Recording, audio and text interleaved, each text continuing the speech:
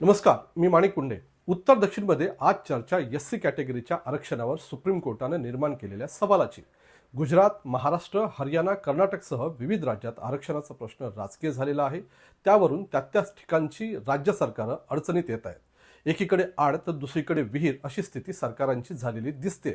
अगदी असंच एक पंजाब सरकारचं प्रकरण सुप्रीम कोर्टात पोहोचलंय आणि त्याच्या सुनावणी दरम्यान सुप्रीम कोर्टानं जे सवाल उपस्थित केले ते एकूण आरक्षणावरच प्रश्नचिन्ह निर्माण करणारे आहेत. एवढंच नाही तर आगामी काळात आरक्षणाचा मार्ग काय असू शकतो किंवा असायला हवा याची दिशा दाखवणारा आहे. त्या पार्श्वभूमीवरच पंजाब सरकारचं आरक्षणाचं प्रकरण नेमकं काय आहे, सुप्रीम कोर्टानं नेमके काय सवाल उपस्थित केलेत, सुप्रीम कोर्टाच्या सवालांचा महाराष्ट्रातल्या आरक्षणाशी काय संबंध आहे, SC ST कॅटेगरीच्या आरक्षणाचा सुद्धा रिव्ह्यू होणं गरजेचं आहे का, आणि सर्वात मोठा आणि महत्त्वाचा प्रश्न, सधन झालेल्या जातींना आरक्षणातून बाहेर काढण्याची वेळ आली आहे का. त्या पार्श्वभूमीवर ह्या व्हिडिओत आपण 4 ते 5 मुद्द्यांची चर्चा करणार आहोत. पहिला मुद्दा, सुप्रीम कोर्टानं SC कॅटेगरीच्या आरक्षणाबद्दल काय म्हटलेलं आहे.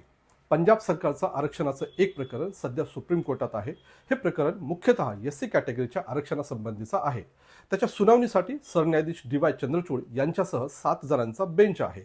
त्यातले जस्टिस विक्रम नाथ यांनी SC कॅटेगरीतल्या काही सधन झालेल्या जातींना दिलं जात असलेल्या आरक्षणावर सवाल उपस्थित केला आहे. SC कॅटेगरीतल्या ज्या जाती सधन झालेल्या आहेत त्यांना आरक्षणातून बाहेर का काढलं जाऊ शकत नाही, असा सवाल नाथ यांनी उपस्थित केला आहे. SC कॅटेगरीतल्या काही उपजाती आहेत ज्यांनी चांगली प्रगती केली आहे, सधन झालेल्या आहेत, त्यांनी आरक्षणातून बाहेर पडलं पाहिजे आणि ओपन कॅटेगरीतल्या म्हणजे खुल्या कॅटेगरीमध्ये स्पर्धा केली पाहिजे, असंही नाथ म्हणाले. जस्टिस नाथ एवढ्यावरच थांबले नाही, तर ज्या उपजातींनी संपन्नता मिळवलेली आहे ते जर SC कॅटेगरीतून बाहेर पडले तरच SCतल्या इतर अतिमागास जातींना त्याच आरक्षणाचा जास्त फायदा घेता येईल, असंही नाथ म्हणालेले आहेत. यातच सर्वात महत्त्वाची टिप्पणी केली आहे ते जस्टिस BR गवई यांनी. ते असं म्हणाले की ज्यावेळेस एखादा व्यक्ती IAS किंवा IPS बनतो तेव्हा त्याच्या मुलांना त्या सामाजिक संकटांचा सामना करावा लागत नाही ज्याचा त्याच्याच जातीतून येणाऱ्या पण गावात राहणाऱ्या मुलांना करावा लागतो. असं असूनही पिढ्यानपिढ्या आरक्षणाचा लाभ घेतला जातोय. जस्टिस BR गवई पुढे असंही म्हणालेत की हे संसदेला निश्चित करायचं आहे की सदन झालेल्या जातींना आरक्षणातून बाहेर काढायचं की नाही काढायचं. जस्टिस BR गवई यांचं वक्तव्य यासाठीही महत्त्वाचं आहे की BR गवई हे मराठी आहेत. चंद्रचूड रिटायर झाल्याच्या नंतर पुढचे सरन्यायाधीशही गवईच असणार आहेत. जस्टिस गवई हे रिपाईचे नेते रासू गवई यांचे पुत्र आहेत. एवढंच नाही तर बॉम्बे हायकोर्टाचे ते मुख्य न्यायाधीशही राहिलेले आहेत. गवई हे स्वतः दलित असून त्यांनीच SC कॅटेगरीतल्या आरक्षणात सुधारणा करण्याची गरज व्यक्त केल्याचं दिसतंय.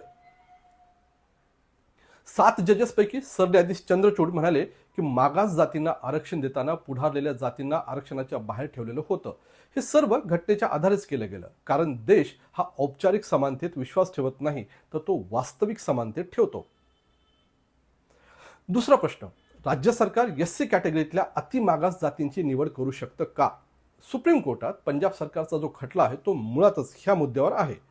पंजाबमध्ये जेव्हा काँग्रेसचं म्हणजे अमरिंदर सिंग यांचं सरकार होतं तेव्हा त्यांनी वाल्मिकी आणि मजहबी ह्या 2 जाती महादलित असल्याचं घोषित केलं. त्यानंतर त्यांनी एक कायदा केला आणि SC कॅटेगरीत ह्या दोन्ही जातींचं वर्गीकरण करत 15% आरक्षण दिलं. पंजाबमध्ये दलितांची संख्या 33% एवढी आहे. त्यात वाल्मिकी आणि मजहबी यांचा वाटा 29% आहे.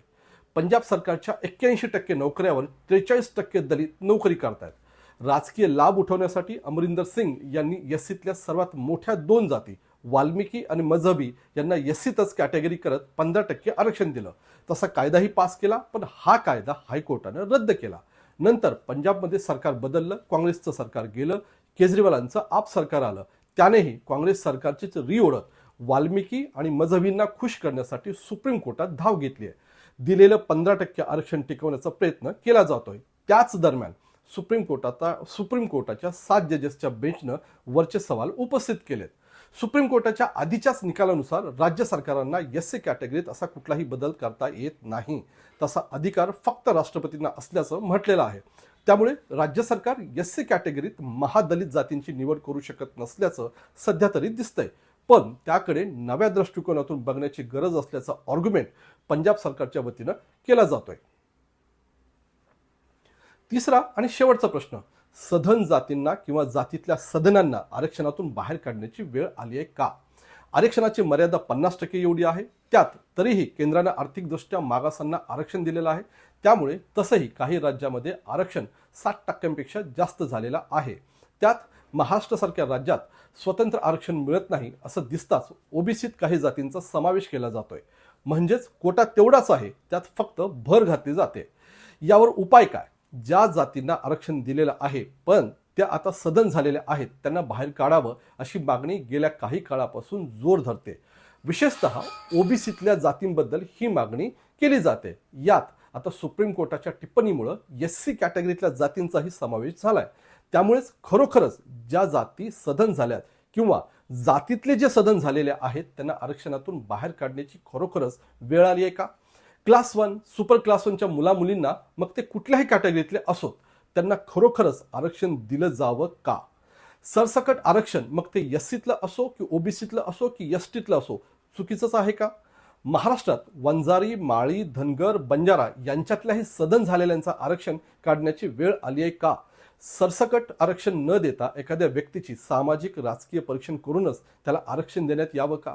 सुप्रीम कोर्टाच्या सवालांच्या पार्श्वभूमीवर मी हे सगळे प्रश्न तुमच्यासाठी सोडून जातोय. तुमचं मत कमेंट बॉक्समध्ये नक्की द्या. उत्तर दक्षिणला लाईक करा, शेअर करा, सबस्क्राईब करायलाही विसरू नका.